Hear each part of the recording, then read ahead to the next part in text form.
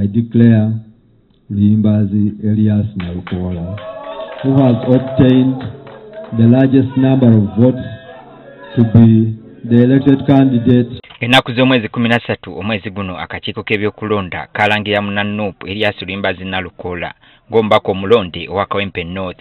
Ono yawangula banne abalala 9 n'obululu omutwalo gw'omu 774 n'addirirwamu na NRM Farida Nambi n'obululu 8,593 kuvono yalangirirwa kyokka ne gye buli eno tateekebwanga mu kyapa kya gavumenti oba kiyite gazeti.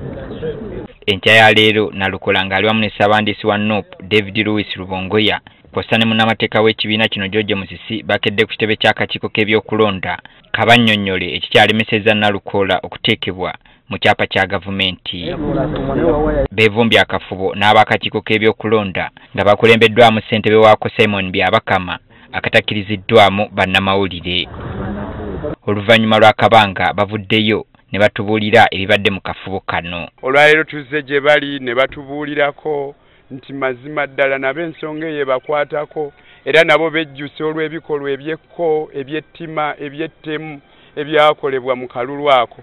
Kibadde kyanguyira abantu oli ogenda kwesanga nga by election ebadde kisolo. Omuntu n'ava ekisolo n'asobola okugenda wano mu parliament n'alayira mu nnaku 4-5. Naye n'osanga ono w'Ekawempe Kampala kimuzibwalidde nnyo okuva Ekawempe okutuuka mu parliament. Kati tukitegedde nti ekitongole ekivunaanyizibwa ku kukubisa ebiwandiiko bitongole ebya gavumenti ki Uganda Printing and Publishing Corporation UPPC nti kati kye kikyalindiriddwa kuba buli kimu kyaweereddwayo. Twagala nga akakiiko k'ebyokulonda okumaliriza omulimu ogwo era nga guggwa na kulangirira mu lupapula lwa gazeti eyavudde mu kulonda. So tuwadde obukakafu nti ensonga ekolebwako balina kweralikirira kubanga tewaliwo kigendererwa kirala kyonna okuggyako okumaliriza process eyo. Bagamba tebagenda kutuula nga bakulondoola ekitongole kino okulaba enteekateeka za Nalukola okuteekebwa mu kyapa kya gavumenti we zituuse. Tujja bategeeza singa tunaalabanga nabo bakandaaliriza ne batafulumya. Tujja babuulirako nga tugenda obbakyalirako abantu abo baatugamba batuula Ntebe. Tugenda kufollowing up ne UPPC okulaba first of all information etuuse.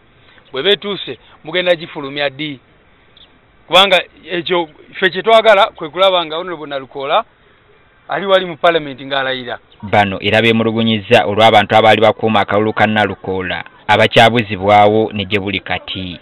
Nga kansala omu ate nga minisita ku division y'e Kawempe ayitibwa Henry Buule inginiyo oyo ava Kikaaya bamubuzizaawo ekiro kya leero azzeemu okulabikako e Kawempe batulugunyizibwa omulala bamuyita Saka William babatulugunya abasajja bo Ssebojjendo Museveni nga babakako okuteeka emikono gyabwe ku birayiro. Ebirayiro ebyo bye baagala okukozesa mu petitioni nga bya bulimba mbunno bawakanye nnyini obuwanguzi bwange ate nga naawe bakunoonyereza waali zudde nti yenze yawangula. Obudde buwungeredde nga Nalukola amaze okuteekebwa mu kyapa kya gavumenti nga kati ekirindiriddwa kwe kulaba ddi parliament lwegenda okumulayiza atandike okuweereza abantu ba Kawempe North.